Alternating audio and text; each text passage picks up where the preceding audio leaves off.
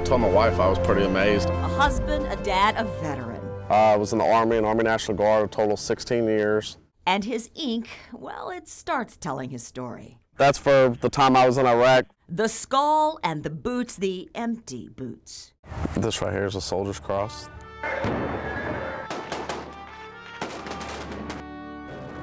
Erick went to Iraq with his father's words branded on his brain. My father, you know, he's probably one of the person, or he is the person I respect most in my life. And his father's words? He said, son, he goes, you've got 11 guys. He said, make sure you bring them all back. And that's the last thing he told me. And they didn't all come back. I feel guilty because I'm here. Survivor's guilt and the nightmares. I've woke up numerous times hitting my wife, or just hitting, you know, obviously she's laying there, or just in cold sweat. I can't tell you how many times we've had to change the sheets because it's like just a puddle of water. But when the doctors told him you have PTSD.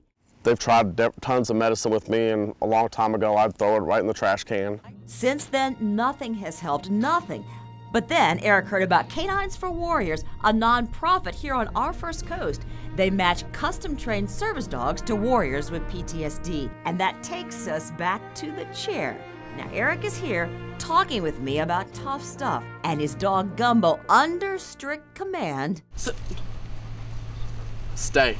Gumbo's feet, you see, glued to the ground, always obeys. But watch now. Erick's remembering the doctor saying you have PTSD and you need help. Oh, I'd get mad. I'd get, you know, extremely ugly words come out of my mouth, and told them, you know, just because they open a book, they can't